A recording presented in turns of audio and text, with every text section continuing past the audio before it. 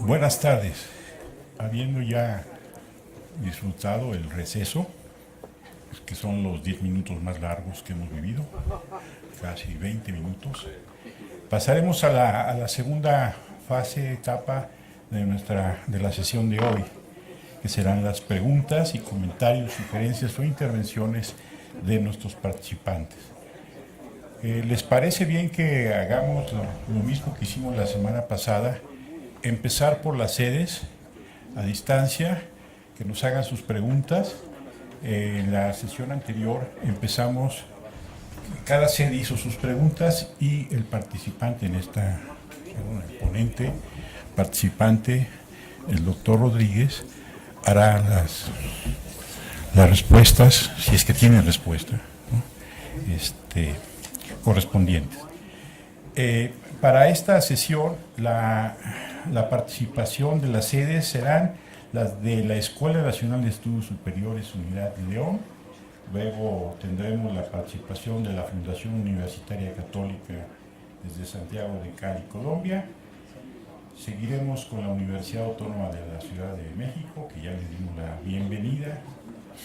Y terminamos con la Universidad Autónoma Benito Juárez de Oaxaca. Bueno, bien. ¿Les parece bien?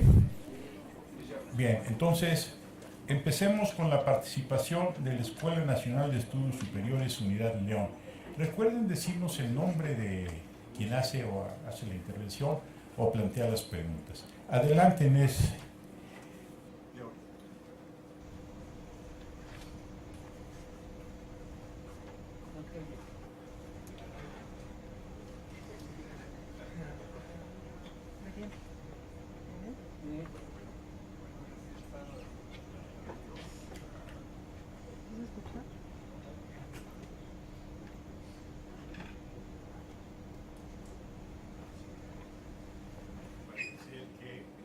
No tienen abierto su micrófono. Antón, todavía sigue festejando el triunfo que tuvieron allá con el ellos, América. que abran su micrófono. Entonces, ahorita los esperamos. Maestro, No, sí. que abran su micrófono. Yo pensé que yo tenía que abrir el micrófono, pero en realidad quien debe abrir el micrófono son las sedes. Entonces, las sedes que van a participar es importante que para hacerlo abran su micrófono. Seguimos con la Fundación Universitaria Católica Unicatólica de Santiago de Cali, Colombia. Por favor. Hola, buenas noches. Un saludo fraterno a todos. Las preguntas que tenemos han sido elaboradas por el conjunto de todos los participantes. Las hemos resumido en dos. La primera es, ¿cuáles serían los límites y alcances de la autonomía universitaria? Esa es la primera. Y la segunda es, ¿cuál es el papel de los movimientos estudiantiles en las transformaciones políticas en América Latina? Pensando allí, si los líderes estudiantiles deberían ser líderes políticos en ejercicio de cargos gubernamentales. Muchas gracias y un saludo a todos. Espérame. Sean todas las sedes, ¿no? Que sean todas las sedes, todas las preguntas. Bien. Por favor. O sea, no vamos a seguir la mecánica de la sesión anterior. Ahora el equipo de producción acaba de cambiar la mecánica y nos seguimos con todas las preguntas de todas las sedes. Muy bien, ¿no? Entonces aquí donde manda producción no gobierna nadie más. Universidad Autónoma de la Ciudad de México, por favor, sus preguntas. Octavio. Ok, buenas noches. Yo soy Levi David, Salvador de aquí de la UACM. Y bueno, ahorita formulé una pregunta que pues sí me parece interesante toda la oleada de información que me llegó, ¿no? Porque yo nada más tenía noción de lo del 68. Entonces, pues me gustaría saber si es un proceso o un cambio para llegar a esta utopía que es la autonomía aquí en toda Latinoamérica. Entonces sería la primera pregunta. Ok, yo soy Octavio Figueroa, mucho gusto de conocerlos a todos y de participar en el curso. La pregunta que le quisiera formular al doctor es la siguiente. Con toda esta movilización estudiantil que ya vimos que se da desde inclusive antes de la reforma cordobesa y se expresa básicamente en esta reforma, y lo que viene después, ¿no? Con todas las modificaciones a la estructura universitaria inspirados en esos principios de 1918, ¿podríamos pensar que existe un modelo de universidad latinoamericana en el sentido clásico de los estudios de educación superior, así como hay un modelo alemán o un modelo anglosajón o un modelo napoleónico? ¿Podríamos pensar que el latinoamericano es en sí mismo un modelo distinto que se caracteriza, digo, toma elementos de todos los anteriores, pero que se caracteriza por el gobierno tripartita o por los órganos de gobierno colegiados con participación estudiantil? Gracias. Bien, la Universidad Autónoma Benito Juárez, Oaxaca.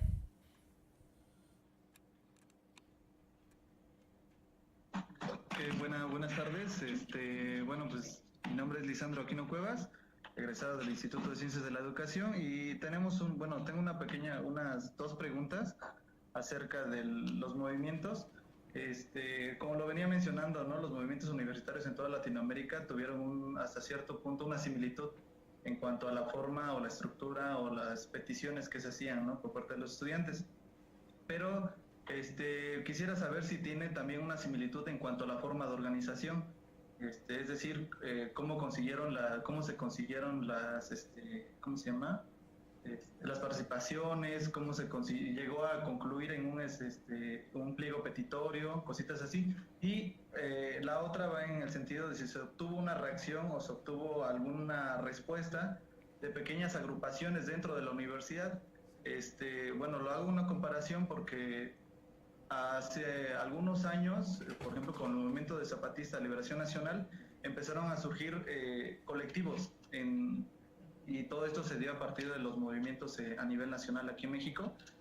Pero también tengo entendido que a principios del siglo XX también hubo respuesta de pequeños grupos de estudiantes que se organizaban para hacer algo externo o que iba de la mano con el movimiento universitario a nivel nacional.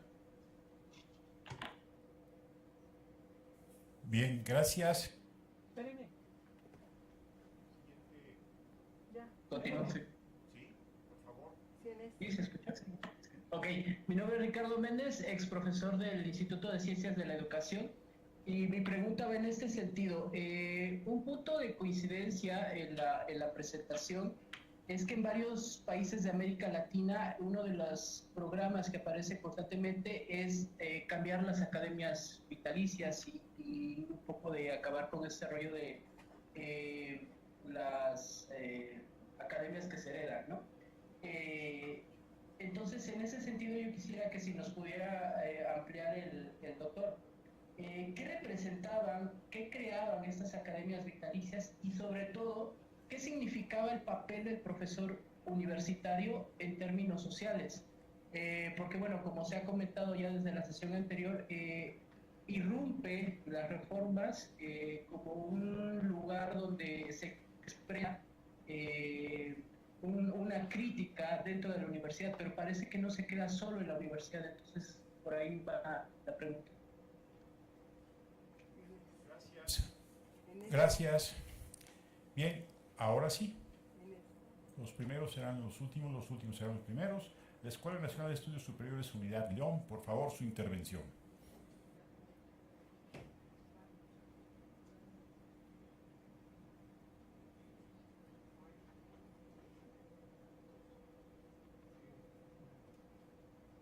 Que abran su micro.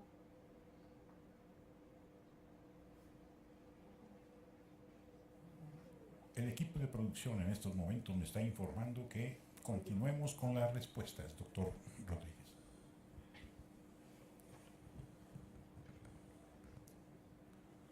Primero, alcances y límites de la autonomía.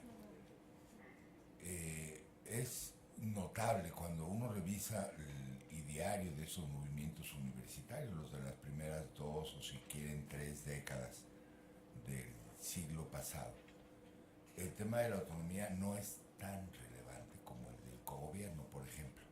No que no lo pidieran, en algunos casos se pidió y se logró.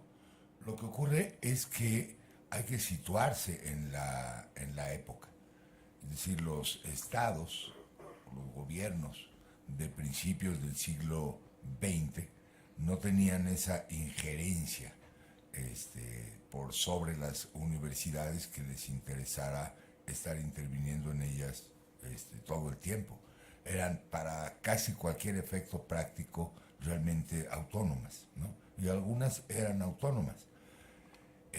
Las luchas por las autonomías comenzarán a tener, digamos, fuerza y demás cuando las universidades son intervenidas por los gobiernos. Eso es otra etapa histórica.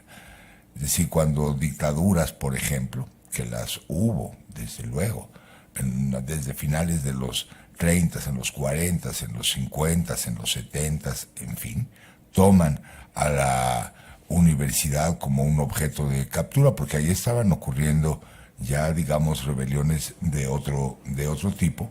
La lucha por la autonomía se vuelve una lucha por la propia supervivencia. En la sesión anterior coincidió con un punto que también nosotros hemos planteado mucho, esta diferencia entre la autonomía defensiva o pasiva para proteger intereses o prebendas, en fin, y la autonomía para hacer algo, ¿no? Entonces el alcance de la autonomía es esa segunda posibilidad, digamos, obtener la autonomía como una responsabilidad en la construcción de un proyecto universitario renovado. Cuando funciona de esa manera, funciona bien. Cuando la autonomía es autonomía de los rectores para que no les hagan nada, no funciona bien. Entonces, en términos de alcances y límites, me parece que esos son los alcances y límites, la posibilidad constructiva de la autonomía, o la autonomía como fuero. Tuvimos ya la mala experiencia de la estafa maestra, por ejemplo, ¿no? En que el fuero autonómico protege, digamos, tener que transparentar o supervisión sobre cuentas y manejos, y eso de ninguna manera debería ser un atributo de la autonomía, es efectivamente su límite. Entonces yo creo que eso es más o menos de esa manera, de que la autonomía es algo que siempre tendría que estar sujeto a discusión, no sujeto a discusión de si es buena o mala, esa no es la pregunta, sino a través de la autonomía qué tipo de proyectos se pueden plantear y desarrollar. ¿Cuál el papel de los movimientos estudiantiles en cambios sociales? Esta es una pregunta muy interesante. Digamos que los movimientos estudiantiles, sobre todo los que alcanzan cierto nivel de convocatoria, cierta capacidad de movilización, cierta capacidad de confrontación con el Estado, tienden a buscar trascender su propia frontera. Es decir, pasar del ámbito propiamente educativo, propiamente universitario, a vincularse o incluso buscar conducir otras luchas y expresiones sociales, ¿no? Históricamente, esto ha, digamos, conseguido condiciones de éxito cuando el movimiento estudiantil se transforma en otra cosa. No digo un ejemplo, es un caso, el del aprismo, por ejemplo, de Haya de la Torre. Es decir, su origen es estudiantil, pero cuando se convierte en partido actúa como partido, ¿no? No es un partido así tan recomendable como el PRI, más o menos. Ellos ganan la presidencia con Alan García, pero muchísimos años después. En realidad, Haya de la Torre, perdón por la anécdota, gana la elección en la que se presenta, pero por un margen muy corto. Él gana con 30% de los votos. Y la Constitución peruana de entonces establece que si un candidato no gana con 50% o más, entonces el Congreso va a decidir quién gobierna. Pero el Congreso también lo tiene ganado APRA y establecen una especie como de pacto. Le cede la presidencia al contrincante, se queda APRA con la vicepresidencia y con el Congreso. Entonces el que ponen de presidente pues no puede gobernar para acabar pronto. Y bueno, para hacerles la película corta, viene un golpe de Estado militar, ¿no? Es decir, bueno, ya después discuten. Eso fue lo que ocurrió con el primer gobierno aprista. Como 50 años después viene el segundo gobierno aprista, que es Alan. Y es cuando el aprismo se presenta como una especie de alternativa. Hacen cosas muy extrañas, como el default de la deuda, por ejemplo, de la deuda externa. Es decir, la solución al problema de la deuda externa es dejarla de pagar, porque si no la pagamos a ver qué hacen los otros, pero en realidad los que resultan castigados pues es la economía peruana, desde luego. Pierden, después se vuelve a lanzar a la presidencia Alan, pierde, después se vuelve a lanzar, vuelve a ganar, pero tiene que hacer alianza con los fujimoristas, ¿no? Con los que serán los fujimoristas, y después vuelve a perder, ¿no? Lo que quiero decir es que opera, digamos, esa transformación de un movimiento estudiantil en una fuerza política, justamente cuando deja de ser movimiento estudiantil y se convierte en una fuerza política. Algo parecido, no parecido al APRA, sino a este asunto de que tiene que dejar de ser estudiantil y convertirse en político para tener efectos pertinentes en política, pasa en México en el 86 con el CEU y la campaña de Cárdenas, ¿no? Es decir, el respaldo ya no puede ser, o si es originalmente desde el movimiento estudiantil, ¿no? Los líderes del movimiento estudiantil se tienen que transformar en militantes de partido para poder actuar, digamos, con fuerza pertinente en el respectivo gobierno. Si algo tienen los movimientos estudiantiles es una condición fugaz, ¿no? Fugaz porque la condición de estudiante lo es, uno no puede ser estudiante de 30 años, ¿no? Militante de un partido, desde luego que sí. Por un lado. Por otro lado, las posibilidades de acción política desde el movimiento estudiantil son limitadas.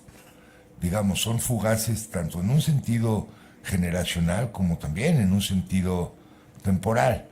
También ustedes recordarán la huelga aquí del 99-2000, por ejemplo, ¿no? La verdad, bueno, se rompe por la intervención de la Policía Federal solicitada desde la propia Rectoría. Eso fue lo que terminó con ese movimiento. Pero es de reconocerse que los estudiantes ya no simpatizaban tanto con la huelga como tal, sí con la demanda de gratuidad, pero no con que estuviera cerrada la universidad, y los profesores investigadores pues también ya querían regresar, ¿no? Sobre todo cuando era evidente que algunas de esas demandas ya estaban ganadas. Entonces no tienen esa, digamos, capacidad de sostenerse los movimientos estudiantiles, sobre todo cuando derivan en huelgas. Y por eso las posibilidades de trascendencia política están muy limitadas por esa condición más bien fugaz o límites temporales de los propios movimientos. Por último, para insistir en esa misma beta, eso no quiere decir que no funcionen políticamente, porque sí lo hacen, sobre todo a medida que generan liderazgos, experiencia política, líderes de movimientos estudiantiles que se transforman en dirigentes, por ejemplo, de partidos o de movimientos sociales que sí tienen una orientación política, y eso lo van ustedes a encontrar de manera repetida en todos ellos. Sí, claro. Es decir, las propias organizaciones estudiantiles, decíamos, el ejemplo de la FECH es muy claro, generalmente son, digamos, además de ostentar, bueno, no ostentar, de tener la representación estudiantil, son agrupaciones con la capacidad de generar cuadros políticos. Ustedes recordarán Chile en 2011, por ejemplo, esa generación que logró, bueno, que logró sacar a Piñera del poder en ese momento y que logró que medidas que se acercan a la gratuidad de la educación superior, etcétera. Bueno, quienes eran dirigentes ahora son cuadros de partido o diputados, ¿no? No es que hayan pensado, voy a ser activista estudiantil para poder ser diputado, es una trayectoria más o menos natural, porque tienen carisma, porque tienen capacidad de movilización y representación y son cuadros valiosos para los partidos. Yo lo vería un poco por ahí. Otra pregunta. ¿Existe un modelo de universidad latinoamericano? Es una pregunta interesante.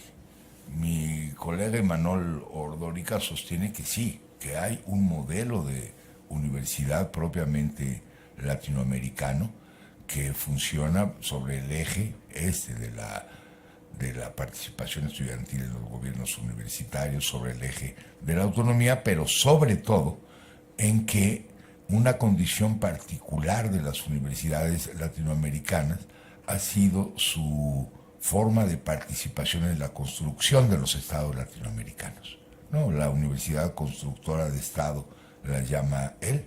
Ese sería, digamos, el toque distintivo de la universidad latinoamericana, y sí hace diferencia con la universidad de investigación, el modelo de Berlín, con la universidad al servicio del Estado, que es la universidad napoleónica, o ahora con los modelos de universidad de investigación y docencia de élite de Estados Unidos, ¿no? Lo que él sostiene, y creo que en muchos puntos tiene razón, es que en nuestros países la contribución de las universidades en la construcción de los estados contemporáneos ha sido clave, que no se puede explicar esta construcción de los bienes y servicios públicos de todos sin la participación de los universitarios, ¿no? Y no es una exageración. Es decir, ¿cómo entiendes el sistema de salud pública sin los médicos formados en las universidades? Y con una mística de servicio social, o los de justicia, o las carreteras, o lo que sea, ¿no? Entonces, ese podría ser, aparte de la autonomía o el cogobierno, una huella distintiva de la universidad latinoamericana. ¿Cuáles fueron las formas de organización y movilización? De nueva cuenta hay que situarnos en la época. Es una época, pues no digas pre-internet, porque eso es un chiste, es una época pre-teléfono, ¿no? Entonces se tenían que reunir, y hay asambleas todo el tiempo, y su medio de comunicación es sobre todo periodístico. No podía haber una organización que no tuviera su propio boletín, periódico, etcétera, y competían estos periódicos por ver cuál era mejor y tener las mejores plumas, y se la pasaban con la maquinita escribiendo todo el tiempo. Y ese era un poco el medio de comunicación. Es asombroso, en realidad, cómo logra difusión los movimientos con medios de comunicación tan limitados, ¿no? Existe toda esta red de corresponsales y de amigos, etcétera, que van pasando la noticia, ¿no? Poner el cable o poner el telégrafo, en fin, para decir, pues la cosa ya se puso muy complicada y muy fea por aquí. Y una voluntad de tejer redes humanas más que redes cibernéticas, ¿no? Para poder comunicarse y expresarse. También yo me imagino que tenían más tiempo, ¿no? En la era pre-teléfono. Pero sí es un repertorio muy diferente en el que estamos ahora. Y sí es todo un reto poder lograr condiciones de movilización cuando estamos tan absortos, ¿no? En las tecnologías contemporáneas. Vamos a ver En el programa van a presentar el Yo Soy 132, que es quizás el primer movimiento que hace un uso creativo de las redes para incorporarlas como un elemento, como parte del repertorio de movilización. Lo último ya, lo de las academias vitalicias.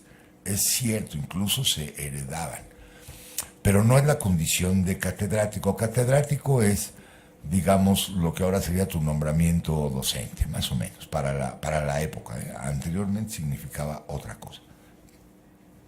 Pero ser representante del cuerpo docente te daba esta condición de participar en la organización de academias, ¿no? Y había la posibilidad de que fueras reelecto o una vez designado ni siquiera someter a votación tu participación, como los senadores gringos más o menos, que pueden estar 30 años de senadores sin renovarse. Así funcionaban los puestos en la academia. Y lo que los estudiantes pedían es que eso se tiene que renovar y sobre todo democratizar, porque si no siempre están los mismos de siempre. Eso no es algo con lo que hayamos terminado del todo, ¿eh? No. Hay que ver la composición de los consejos universitarios y de otros órganos de representación, y próximamente nuestro propio Congreso, ¿no? Las posibilidades de movilidad en ese tipo de cargos de representación pues son cada vez más limitadas, sin duda. Bueno, pues eso es lo que puedo contestar de las preguntas al aire, y perdón por las que me haya brincado.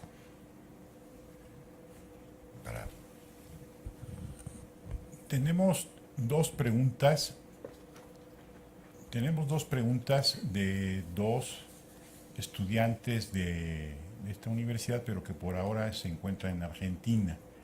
Tengo entendido que las tienen ustedes allá atrás. Si nos las leen, por favor.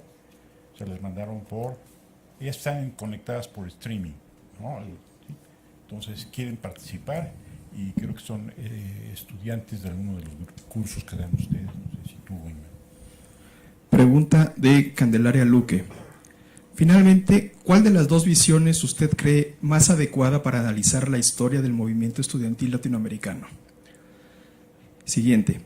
Pensando en los líderes e integrantes de los movimientos estudiantiles de Perú, Cuba y Chile, ¿podemos pensar a los movimientos estudiantiles como la cuna de la vanguardia del pensamiento y la política revolucionaria latinoamericana? ¿Cómo lo ha analizado la historiografía? Esto es todo rápido. Mi posición está en medio de esos extremos, como decía. Sí, es exagerada, me parece, esta visión que ve a Córdoba como la cuna de todos los movimientos estudiantiles de todos los rumbos de América Latina, porque no fue estrictamente así. Creo que también es exagerada la visión, ¿no? Autista de que, Córdoba fue un movimiento y lo que ocurrió en Cuba fue otro movimiento distinto y no están conectados, porque sí están conectados de verdad, de manera simbólica por un lado, ¿no? Es decir, Córdoba es un referente de todo eso, aporta un repertorio de demandas y de lucha, pero también hay circulación, es decir, quienes participaron en la reforma de Córdoba, prácticamente todos con excepción de Deodoro Roca, que no salía de donde vivía. De veras, tenía su estudio en un sótano, y si querías ir, pues ibas a verlo, pero él no se andaba moviendo. Lo más lejos que fue a La Plata a decir un discurso, eso es, digamos, biográfico. Pero Del Mazo se movía en todos los países, ya representante, y estuvo con Vasconcelos, y se fue después para Cuba, y estuvo en Guatemala, y estuvo en Costa Rica. Esa es, digamos, su biografía. Es decir, sí se movían los estudiantes para discutir y dar a conocer lo que traían entre manos, de manera que, decía, también es exagerada la visión de que cada cosa es independiente, ¿no? Yo creo que ni lo uno ni lo otro. Córdoba sí fue un referente, parte del discurso, la narrativa de Córdoba lo sigue siendo hasta hasta el presente, ¿no? Pero no es lo único que hay, por ejemplo, ¿no? Si uno revisa o está pendiente, bueno, por supuesto que lo que dijo, hizo Mella, la forma como cautivaba el discurso que él tenía, sigue teniendo una repercusión, ¿no? Y qué decir de Mariátegui, por ejemplo, que no son propiamente los reformistas de Córdoba, ni mucho menos, ¿no? O los anarquistas, o los socialistas, o los comunistas, y en México la derecha, ¿no? Esto es un punto que vale la pena subrayar. No todos los movimientos estudiantiles se mueven a la izquierda, ¿no? Como podría uno pensar, ¿no? Que todos son progresistas y que todos son modernistas y que todos van con el pueblo. No, también hay los otros, los que se han movido a la izquierda. El caso de México es singular en eso, ¿no? Fueron opuestos a la Revolución Mexicana, y la Revolución Mexicana opuesta a las élites que buscaron en la universidad refugio, ¿no? Y va a ser toda una disputa. Entonces no hay que perder esa, digamos, perspectiva, ¿no? De que no hay, digamos, una dirección ideológica prefijada para el movimiento estudiantil, ni un molde que todos van a seguir. Y por eso creo que es interesante no echar tampoco a la basura este asunto de que hay que explorar cada movimiento en su particularidad también, ¿no? Pues eso. Muchas gracias, doctor Rodríguez. Pasamos a preguntas aquí de los participantes en el auditorio, si es que tienen preguntas, si no, no importa, ¿eh? No.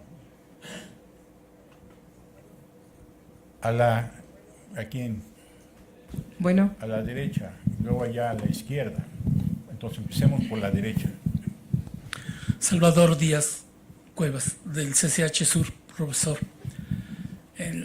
En la sesión anterior, en el movimiento de Córdoba, se veía que las congregaciones religiosas tenían presencia importante y son factor para el mismo movimiento. Ahora, en la primera mitad y más acá se puede ver seguramente que en Latinoamérica las iglesias, a través de las distintas congregaciones, tienen importancia. En la época de la ley orgánica en la UNAM, lo que sé por una investigación de una maestría es que hay dominancia o de maristas o de jesuitas o de ambas congregaciones en el consejo universitario, ¿sí? Entonces, bueno, eso hablaría un poco de la tendencia derechista también, ¿no? ¿Ok? En México. Pero bueno, a mí me interesaba primero ver cómo ves esta presencia de la iglesia y qué interacción tuvo en esta línea que tú trazaste, que es, aunque sea muy breve. Y yo creo que en otro momento podría discutirse mucho algo que ya está sugerido. O sea, la tendencia en términos de posiciones ideológico-políticas de los movimientos, ¿no? Ahorita ya dilucidaste algo, dices no todos son de izquierda, y bueno, yo creo que hay más variantes que se pueden revisar, ¿no? Ok, pero bueno, por donde le quieras caminar.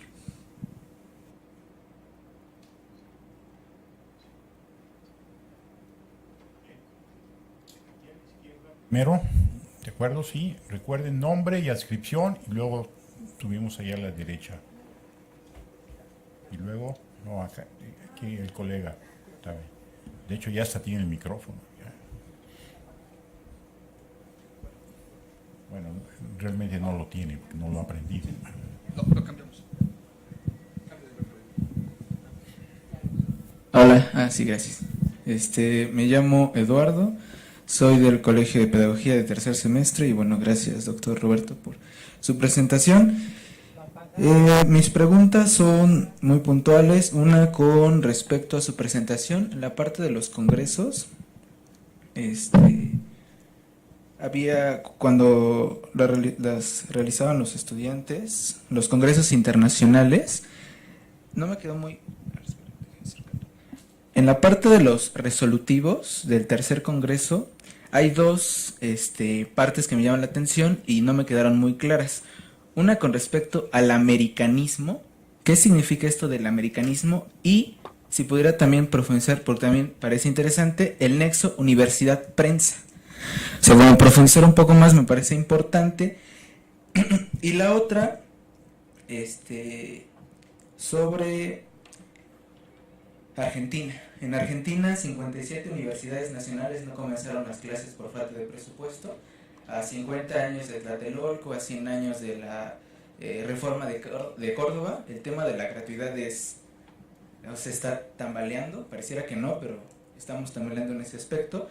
Entonces, bueno, la pregunta no es solo para usted, sino para todos. ¿Qué está pasando en Argentina? ¿Qué significa que 57 universidades no empezaron clases por falta de presupuesto? Y bueno, ¿cuál sería su opinión? Y pues nada más, muchas gracias. Aquí a la derecha, por favor, y atrás. ¿Sí se oye? Bueno, aprovechando la argumentación en las respuestas, soy Denise Judo, becaria postdoctoral del ISUE. A mí me llama la atención la argumentación en términos de las categorías, porque nos decía que los movimientos estudiantiles a veces se convierten en otra cosa, ¿no? En los partidos y esto, pero durante la exposición y y en muchísima la historiografía y en textos sobre movimientos estudiantiles hay una continua confusión entre organización estudiantil y movimiento estudiantil. Me gustaría que nos ayudara, porque esto nos va a permitir leer mejor durante todo el curso. Y usted ya dibujaba un poco sobre lo que contiene la categoría movimiento estudiantil, pero a mí me choca un poco con la definición clásica, digamos, o ya muy renovada, la más renovada de los movimientos sociales. El movimiento estudiantil es un movimiento social, y en ese sentido usted decía, el movimiento estudiantil es fugaz, coyuntural, no tiene capacidad de trascendencia. Yo lo traduje en mantenerse en el tiempo. No sé si podría platicarnos un poco de esto. Gracias. Bien. Una pregunta más aquí abajo a mi derecha, por favor, doctor. Es una sugerencia, Roberto. Mostraste que no es cierto del todo que Córdoba genere, sino que hay antecedentes a Córdoba.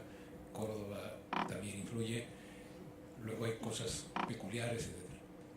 Pero, a juicio tuyo, ¿no será que hay abajo de los movimientos estudiantiles un movimiento de cambio de pensamiento, que ese es común?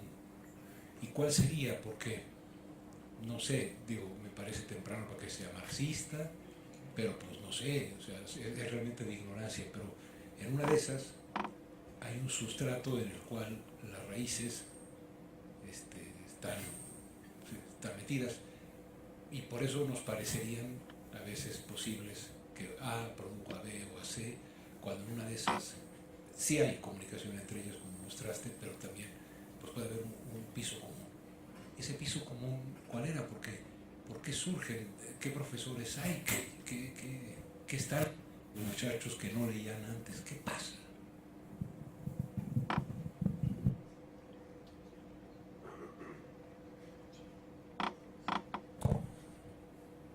No voy de adelante para atrás. Hay muchas cosas. Es, digamos, suele ocurrir con los movimientos de cambio de siglo, ¿no? Con las etapas de cambio de siglo,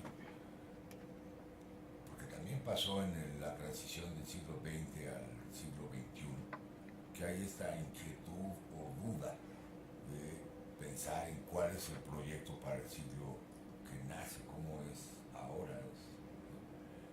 En aquel momento, en el principio del siglo XX, hay muchas, hay los krausistas, por ejemplo, hay los orteguistas, están, bueno, ya decíamos, los de la Tercera Internacional y el Grupo Claridad, son marxistas, pero no son los marxistas de la Unión Soviética, por ejemplo.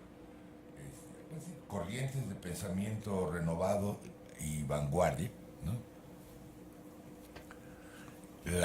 esta opción como de cambio generacional y más una idea de búsqueda que de otra cosa, y un debate sobre las nuevas ideas y formas de pensamiento y un malestar.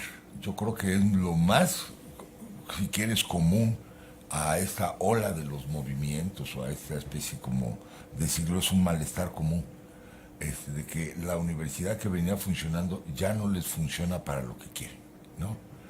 Es una universidad en la que no tiene ciencia, que escasamente tiene humanidades, pero cuando hablas de humanidades son apenas las humanidades clásicas, que está todavía, digamos, apresada en la universidad,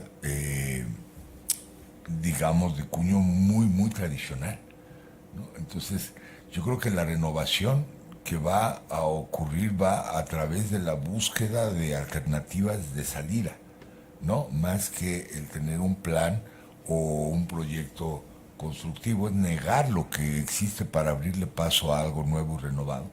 Y desde ahí, tengo la impresión, encontrarán, digamos, algunas fórmulas de salida. Pero si uno ve ese momento de mucha avidez por nuevas ideas y nuevas corrientes y nuevas perspectivas, de eso está lleno, y el intento por, digamos, generar nuevos planteamientos. Lo ves, por ejemplo, en esta labor tan, en cierto modo, titánica y medio heroica del Ateneo de la Juventud, ¿no? Es decir, traerse a la filosofía clásica y a la filosofía contemporánea y a la discusión de a de veras, y echar a la basura el positivismo y sus concepciones y sus prácticas y los libros que se estaban usando y construirlo de otra manera. Lo ves en la siguiente generación con los muralistas, por ejemplo, ¿no? Con la propia obra de Vasconcelos y lo que quiere hacer. Digamos, más un anhelo de cambiar las cosas que un proyecto coherente, constructivo y con pasos. Por eso también me parece que tropiezan tanto, ¿no? Logran más en la búsqueda que en los propios logros. Y esto me lleva a otra de las cuestiones. Fíjate que en Córdoba la reforma se va a demorar casi un año de lo que se consigue sin tanta lucha, pero de lo que se consigue en Buenos Aires o La Plata o Litoral o Tucumán, porque el pleito entre católicos y reformistas es tremendo, ¿no? Es un pleito que se traslada a las calles, ¿no? Y, digamos, los católicos, no por ser católicos, sino por ser los que tradicionalmente habían ocupado las cátedras, etcétera, las asignaturas, en fin, no querían dejar pasar lo de la reforma, porque los perjudicaba a ellos. No es un combate ideológico propiamente, ¿no? Es un combate por posiciones. Y tardará más de un año en llegar las primeras medidas de reforma a Córdoba, justamente por el pleito entre católicos y reformistas. Algo va a pasar muy parecido aquí entre los conejos y los cardenistas, ¿no? O esa oleada, ¿no? Los años 30.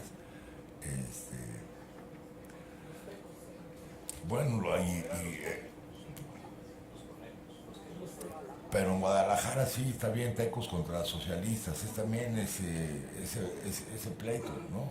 Y en el 68 el muro contra los otros, en fin.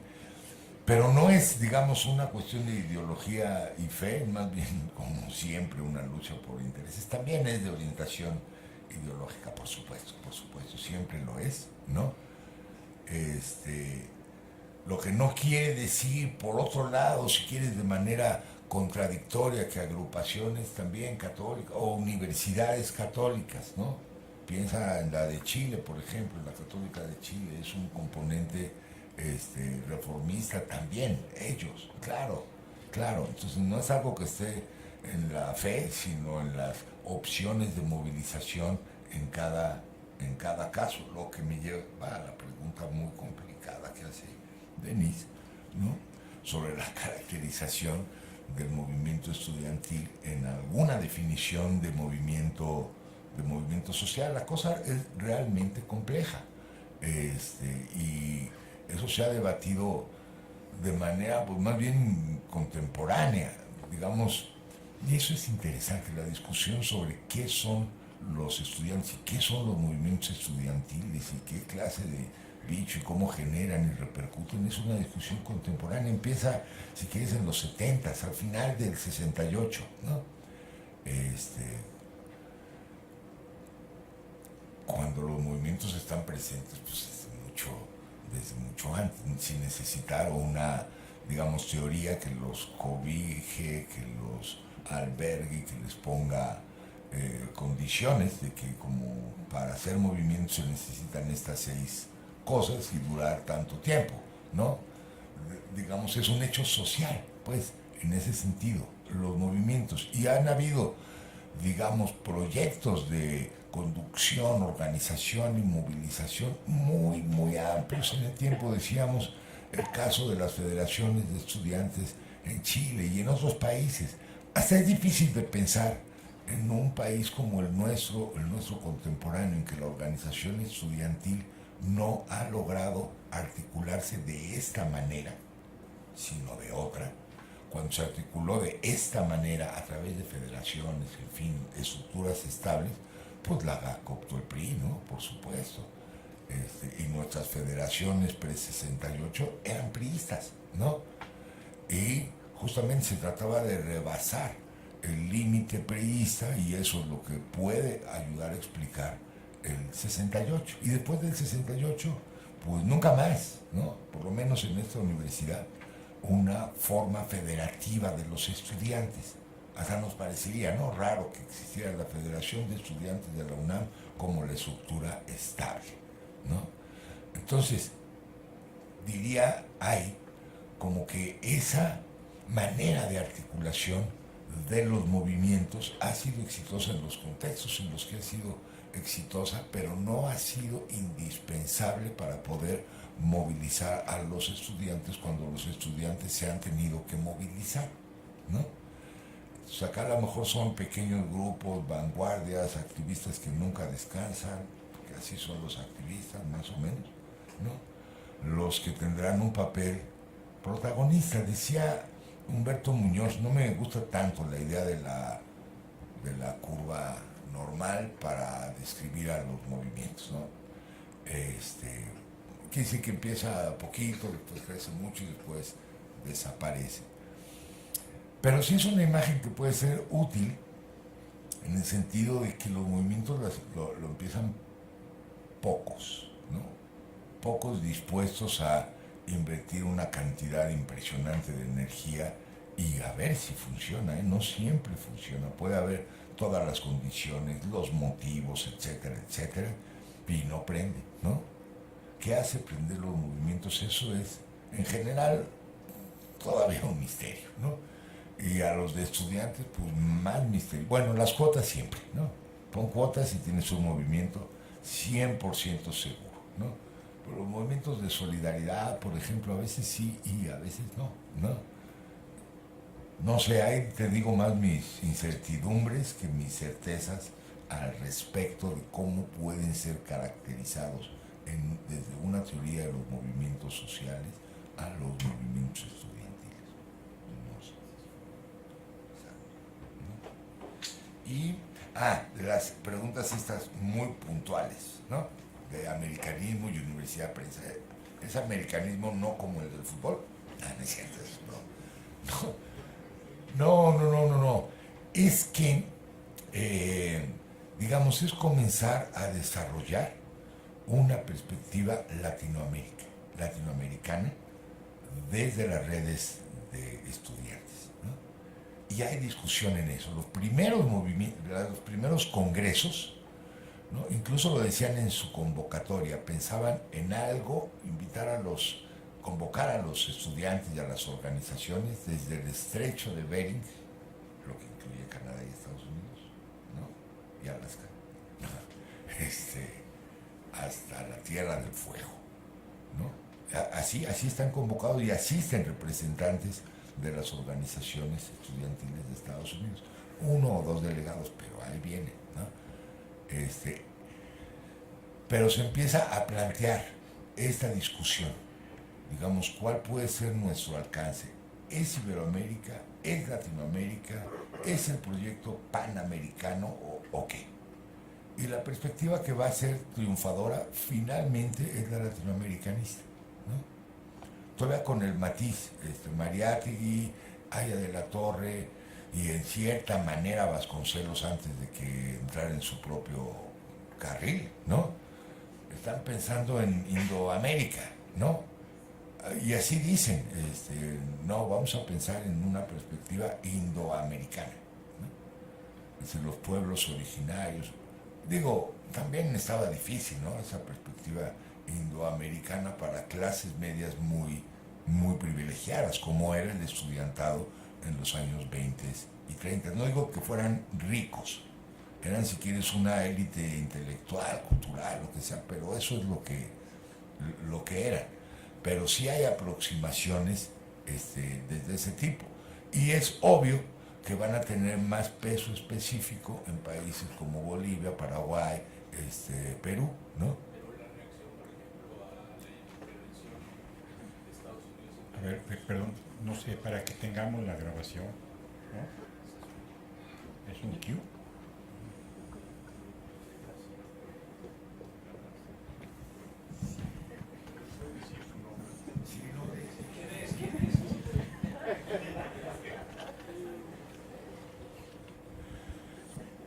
No, es que se refiere, Imanol, ¿no?, a un evento que tiene que ver con la última intervención estadounidense en territorio mexicano, la de 1917, en el puerto de Veracruz, y esa discusión de si fue invitada o no por el propio gobierno de Carranza, ¿no?,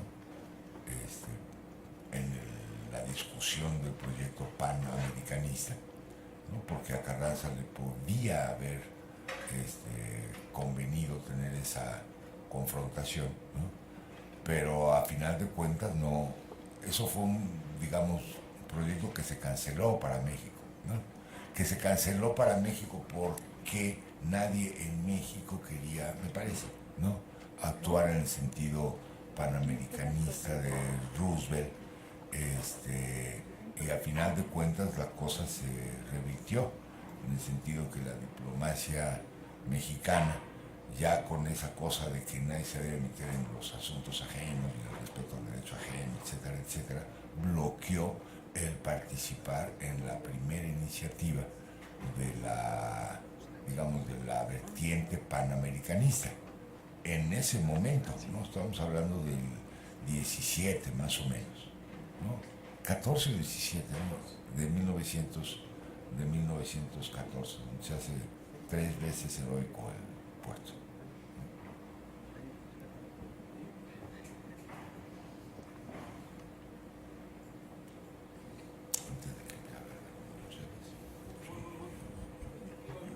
Miren, tenemos al menos 7 preguntas de correo electrónico que creo que no nos dará tiempo de contestarlas.